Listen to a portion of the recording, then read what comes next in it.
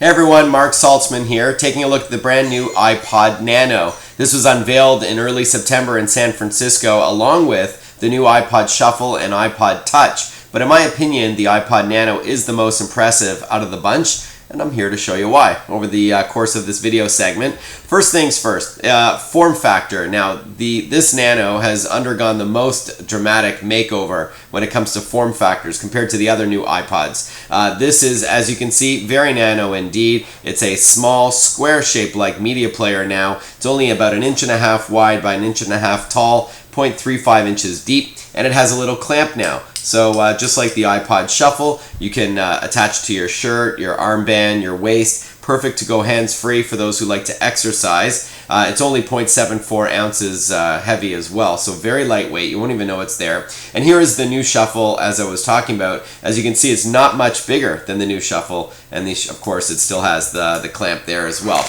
Now in the Nano for the first time. So much smaller and lighter. Here is the older iPod Nano, by the way, just by comparison, that same brushed aluminum and blue finish, but as you can see, much bigger than the new one.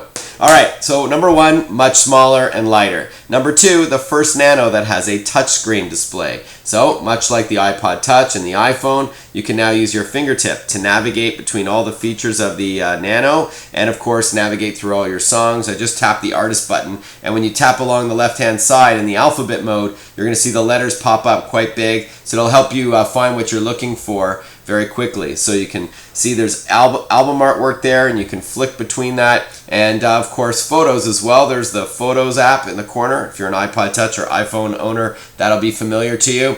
Now again, we're only talking about 1.5 inches screen, so we're not talking the best, the most suitable screen for photos, but it's nice to have it just, while you're listening to music, or you run into an old friend and you want to show pictures of the kids. You can host lots of different galleries on here, and once you do have a photo you like and you want to zoom in, you simply double tap it. There you go, and you can use your fingertips to make it bigger. So back to music, the iPod Nanos come in 8 or 16 gig flavors, so that's about 2,000 to 4,000 songs respectively. We'll get to the price in a moment, but along with music, it also has your own music, that is, and you do synchronize it with that 30-pin connector underneath. It does have an FM radio, which you can, of course, pause for up to 15 minutes and then rewind, kind of like a DVR, PVR. It's got a pedometer, so it counts your steps, and Nike Plus support. If you've got the shoe with the sensor and you like that whole system, this works with it. So pretty cool there. What it is missing, however, if you did want to pick up a Nano for the video recording functionality, there's the camera down there, the new one does not have it, so you're going to need the iPod Touch. You're going to have to upgrade in terms of size and price if you want to shoot video. This is great for showing pictures, but not video, and really it's more music heavy. It's got Genius support. You can play podcasts, audiobooks, you name it. It has some hard buttons on top. This is the sleep-wake button over there, and here's some hard up and down volume buttons. Plus it has voiceover support. So when you take the headphones out of the case, this is what it looks like, by the way.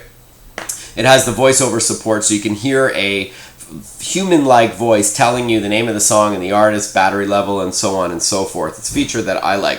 Oh, and speaking of the touchscreen, it has for the first time, this is a multi-touch. So what you can do is if you clamp it to your shirt and you need to change the orientation, what you can do is take 2 fingers, press on the screen, and twist it clockwise or counterclockwise, and that way you can change the orientation on the screen so you can see it clear. Very cool feature. So overall, I really like this Nano quite a bit. It's got nearly 24-hour battery life. It's got all the bells and whistles that I talked about.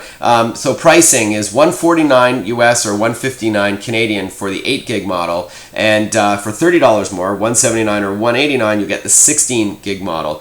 For $30 more, if you can afford it, I would definitely go with the 16 gigs so you won't run out of space for all your tunes. And I strongly encourage you to get your hands on it if you're near an Apple store, because really one of the coolest things about the Nano is the new form factor, both the size and the touchscreen with the clip. Very, very cool. So overall, I like it. The only downside, again, is that it doesn't shoot video like the older iPod Nano did from last September. So if that's the case, you're going to want to get an iPod Touch. But other than that, it's a great little product. And again, in my opinion, the best out of all the 3 new ones. There you have it, the iPod Nano in a nutshell. I'm Mark Saltzman. Thanks for watching. Cheers.